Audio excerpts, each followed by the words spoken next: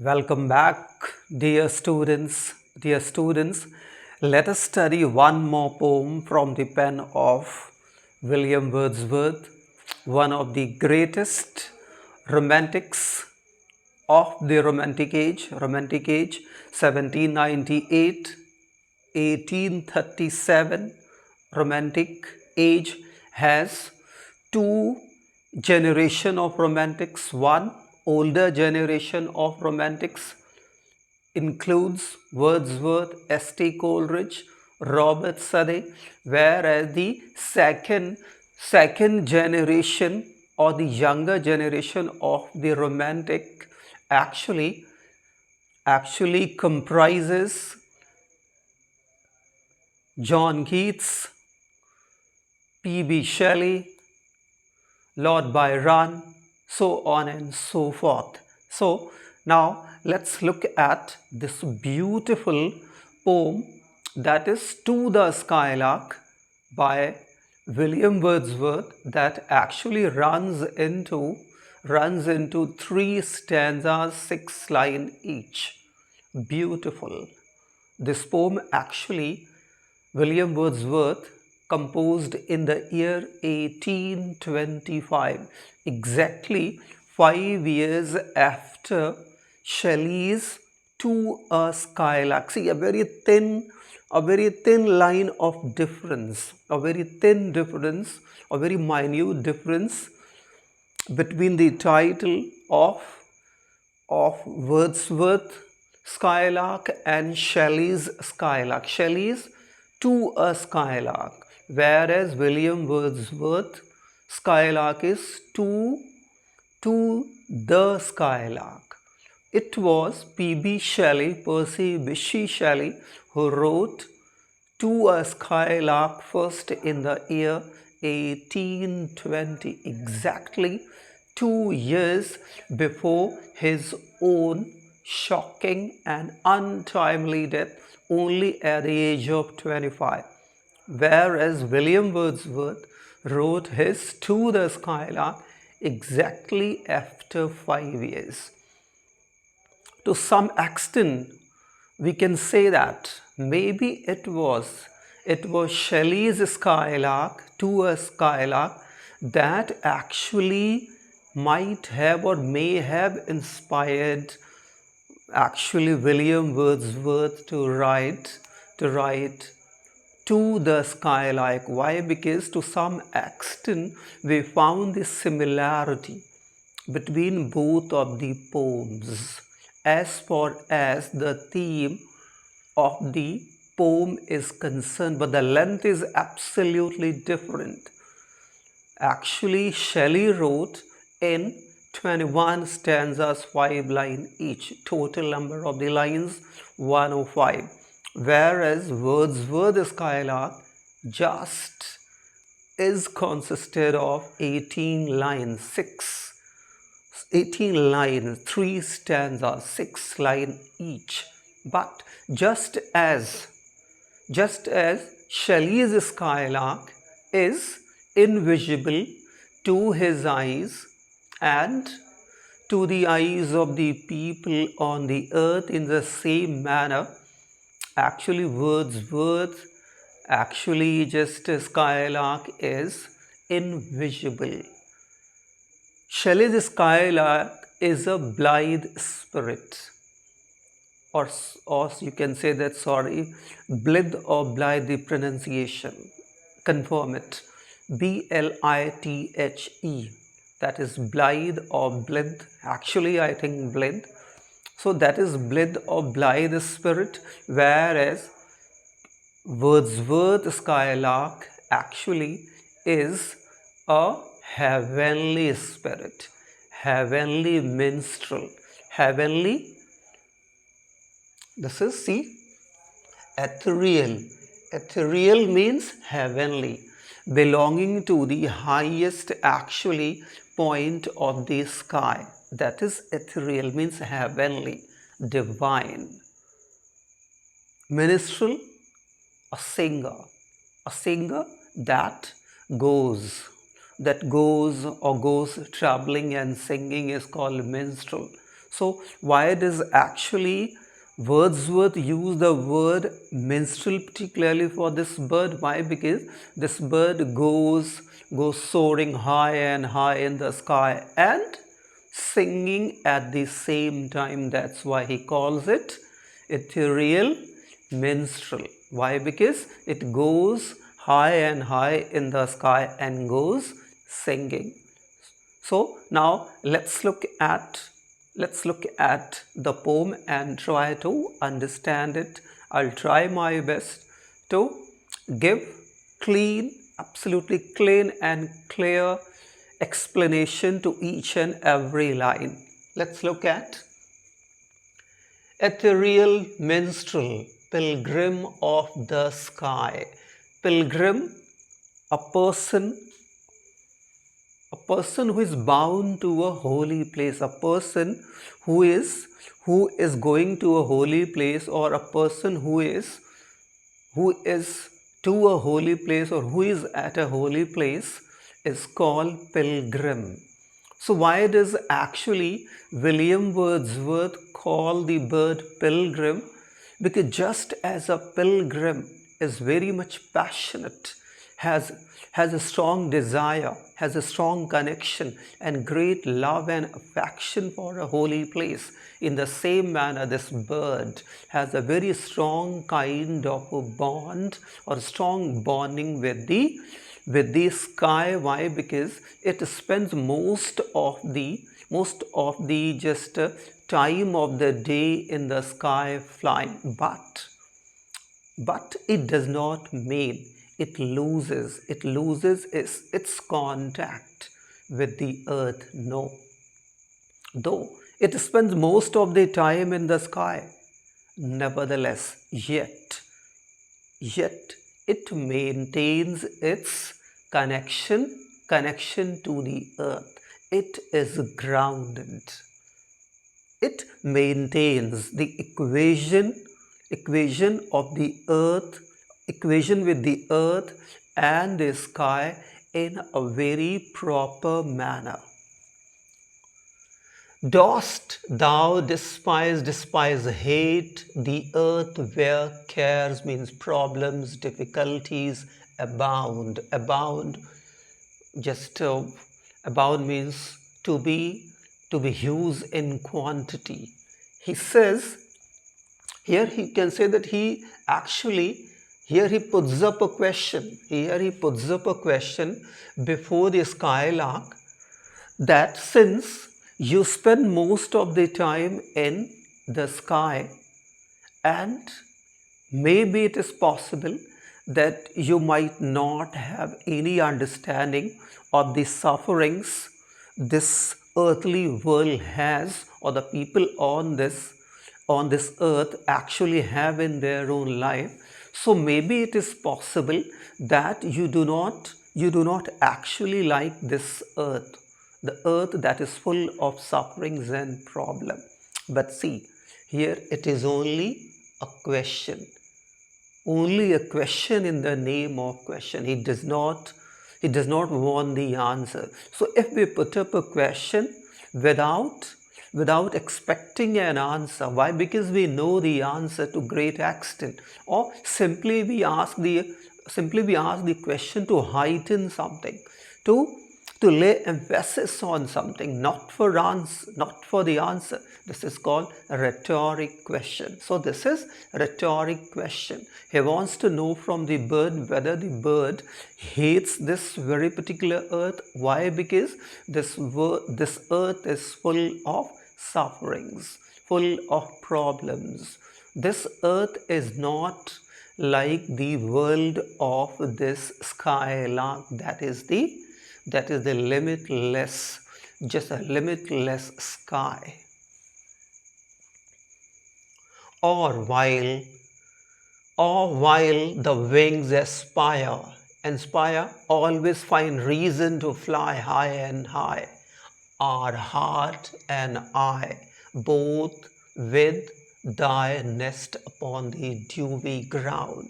So he says that on one hand, the way this bird actually flies on and on and on, it seems that seems that the wings of this bird actually always get a kind of inspiration or motivation to fly high and high and high. Even then, even then the bird is always grounded. Means even then the bird always keeps its eye down on the ground, down on the ground on actually its nest. Why? Because down on the ground on a some just or in a some tree, it has its own nest with its young ones, and it is the nest with its young ones that keep the bird connected to the earth. Why? Because this bird has limitless love and emotion and actually feeling for its young ones. It's all because of that. On one hand, the actually the wings of the bird all the time flap up and down, move up and down, particularly to take the bird up and up in the sky. On the other hand, the heart of the bird is always behind, down on the ground, down on that very particular tree. It has its own nest with its young ones. See, thy nest which thou canst here actually means can, drop in means come down, at will means whenever you please. Those quivering wings, moving wings, or shaking when composed to some extent stop flapping or become motionless, that music is still. So he says that no doubt at all, you are the pilgrim of the sky. You always find yourself happy in the limitless world of the sky. Nevertheless, you have your heart always back down on the earth, on that very particular tree. You have your nest with your young birds or young ones. And what happens? You have this ability, you have this potential to sweep down or come down at your own will from the limitless depth of the sky. Down on that very particular just tree, you have your nest. So the poet means to say that the bird has this kind, the bird is blessed with this kind of ability or quality to come down at her own will with no sack, and straightway in her own nest. And when she comes back, when the bird comes back to its own nest, to have a look of its young ones, its wings becomes motionless and it stops singing. The bird only actually sings when it soars high and high in the sky. But when the bird at its own will or wish or desire comes down back to its young ones in the nest, down on the ground, its wings become motionless,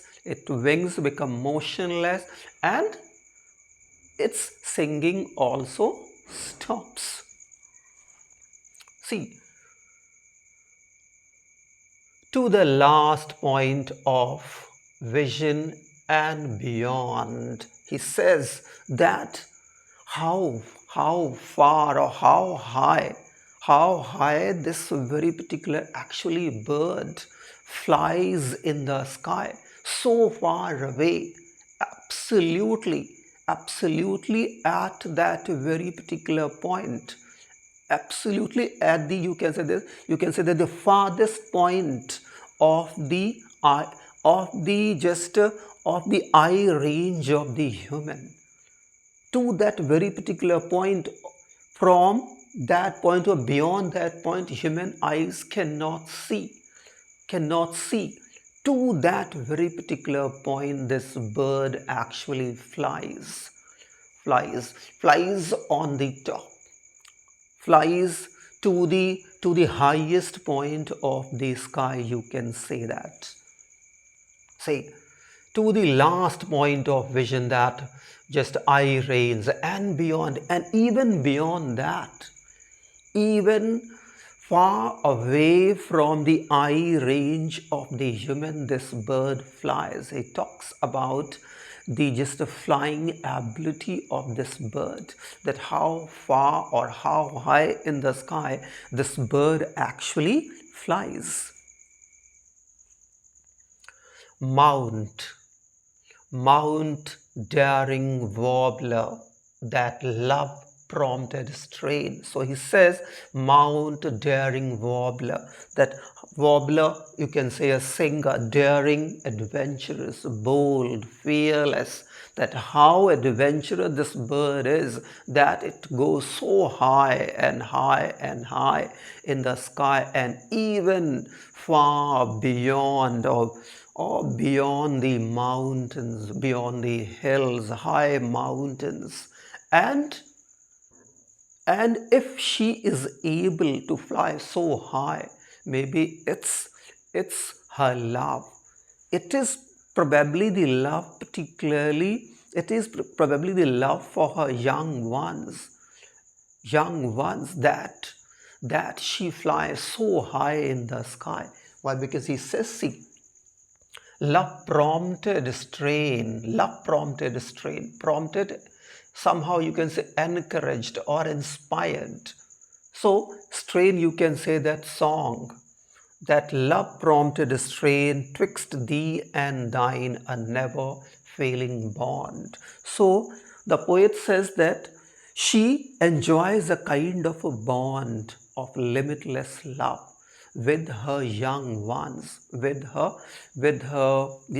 young birds, with her babies.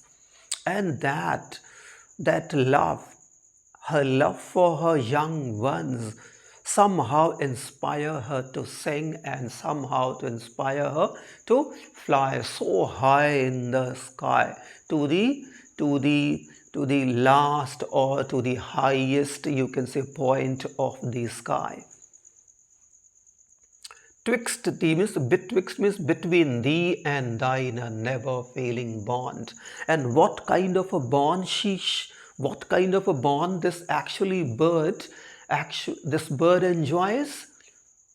A very special kind of a bond. A kind of a bond means a kind of a relation, a kind of a connection that is unbreakable, that will never break, that kind of a bond this actually bird has with her young ones. It means with the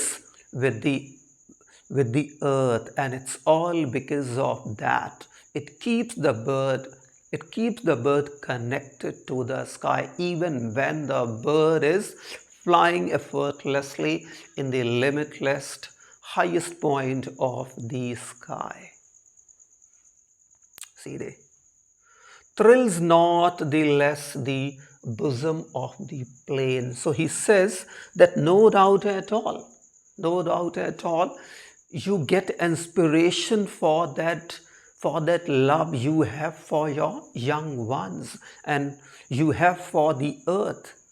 And that very particular love just makes you fly so high, and that very particular love makes you or helps you just connect yourself to the earth. But it does not mean you only and only entertain, you only and only have a connection with your own, you are only and only connected to your own young ones. No. Just as your song somehow entertains, particularly for your young birds, in the same manner, your song also entertains the people on this very particular planet, that is Earth, just like I myself, because the poet also gets a lot of entertainment and gets a lot of inspiration and learns a lot from this very particular bird, being a human in the same manner. We think that there would be 1,000 humans who might be getting inspiration, who might be entertained by the song of this very particular bird. See, yet mightest thou seem privilege to sing. He says, yet mightest thou seem proud privilege. So he says that no doubt at all in this very particular thing, or undoubtedly I can accept one thing, that you are the proud privileged, you are the gifted bird, you are not the ordinary bird. Because most of the birds, actually ordinary birds generally sing in the spring. And you are absolutely different. You are the gifted bird. You don't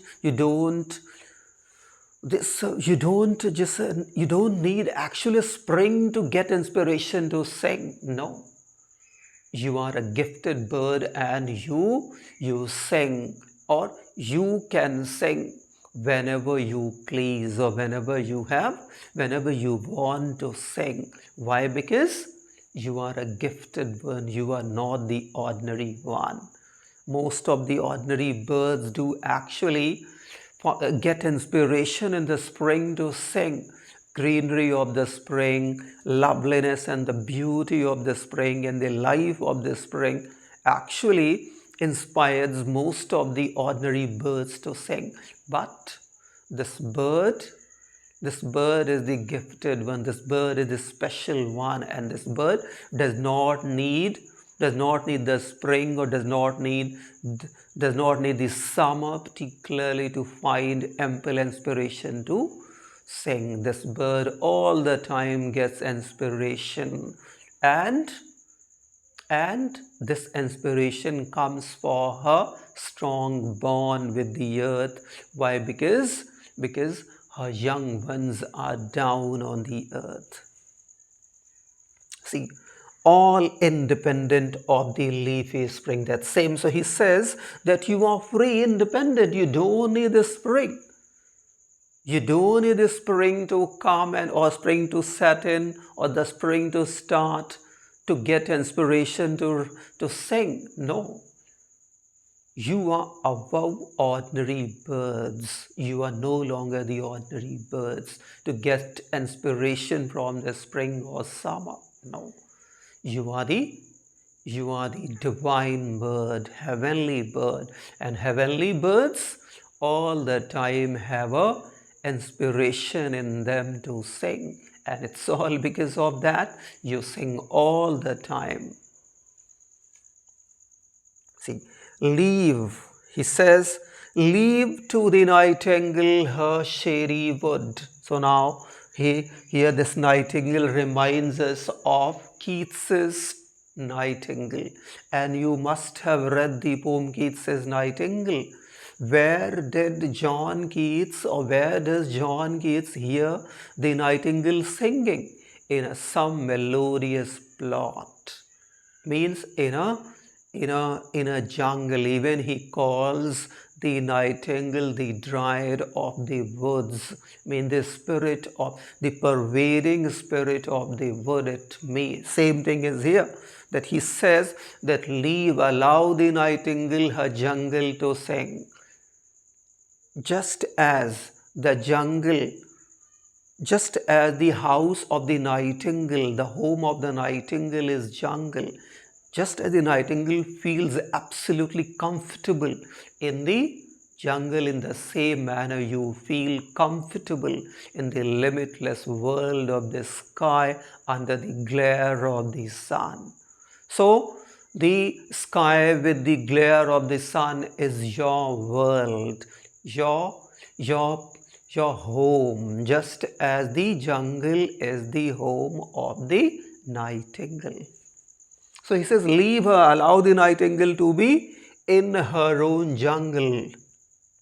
A privacy of glorious light is thine. That's, I told you that the celestial glow of the sky because of the light of the sun is your world. Why? Because you are there in the sky, and all the time so high and high and high.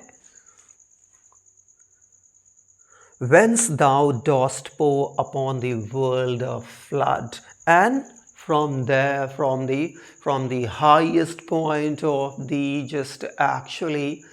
highest point of the sky, you pour down your melody, you pour down your sweetness, you pour down your divine song. Your divine song is full of sweetness, and you pour it all down upon, and that melody goes straightway down upon the earth and entertains and inspires the people down there on the earth.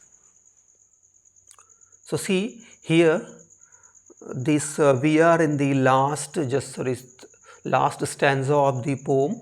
See, last 2 lines of the last stanza here and last 4 here.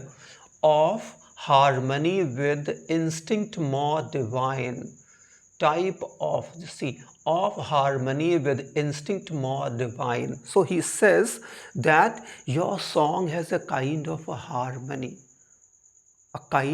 your song has that kind of a divine quality. Your song is not the song of the ordinary bird. So this bird, just like Keats's nightingale, is divine, immortal in the same manner. He also said that his bird is not an ordinary bird. Why? Because this bird does not need spring or summer to get inspiration to sing. Why? Because she is a divine bird, and that's why she all the time has limitless, you can say, stock of inspiration to sing. Why? Because she is divine.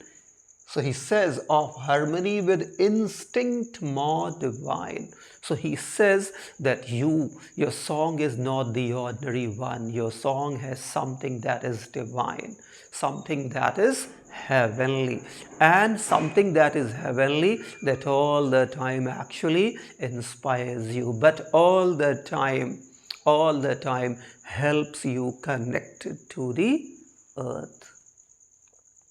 See, type of the wise who soar but never roam. So he says that you very smartly and intelligently maintains the balance between the earth and the sky. Generally people, what happen? Generally people, if they start rising in faith, rising in fortune, generally they lose their connect. They lose their connect with the earth, with the common people.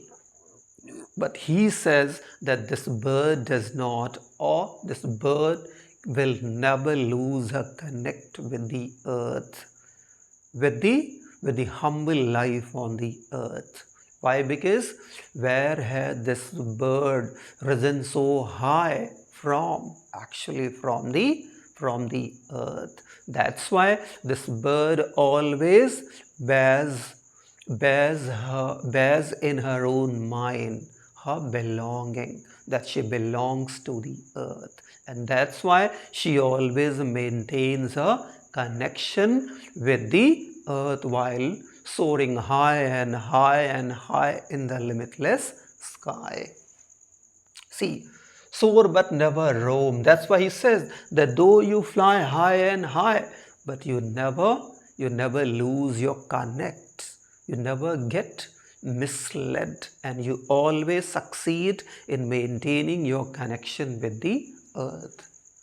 Try to the kindred connected points of heaven and home, and that's why he says that this bird always succeeds in maintaining her connection with the earth while flying high in the sky. So I hope, my dear learners, you must have just understood this very particular poem of William Wordsworth.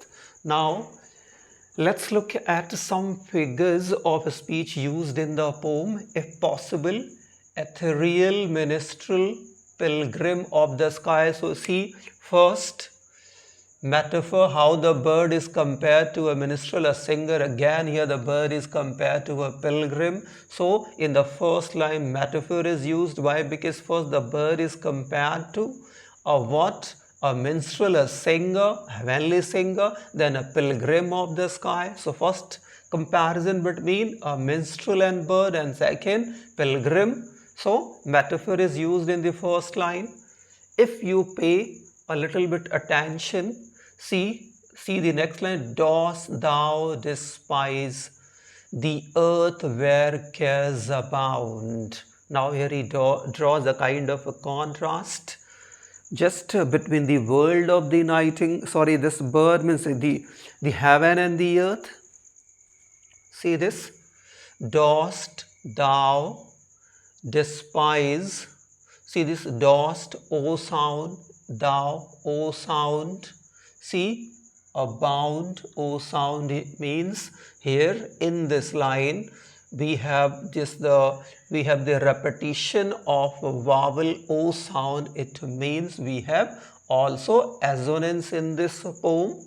Assonance is also here. See, thou, the, both of the words actually begin with T letter, have T sound at the beginning. So alliteration. Or while the wings aspire, are heart and eye. So see, heart and eye, part for the whole for the part. Actually heart and eye actually speak about the anatomy of this bird. It means this heart and eye actually stands for the bird. It means part is here used particularly to speak about the whole or refer about the whole. It means synecdoche is used here. Wing also, see. So synecdoche is used. Both with thy nest upon the dewy ground. See the dewy ground. Actually again here comparison. There is a kind of a comparison. Thy nest which thou canst drop into at will. So see, which, actually will, both begin with the W, again alliteration. Those quivering means shaking, making a kind of a sound. Wings composed, the music is still. So quivering, shaking is a kind of a producing a kind of a sound. So you can say that we have this onomatopoeia also. Next, see this. To the last point of vision and beyond. Last point of vision and beyond. Fine.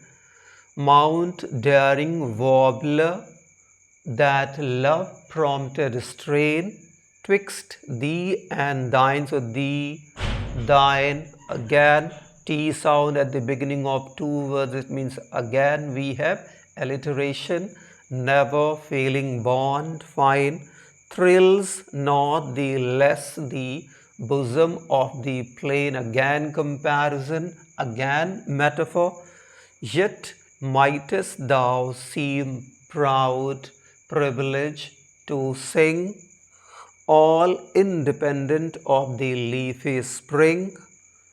Fine. In all independent leafy spring.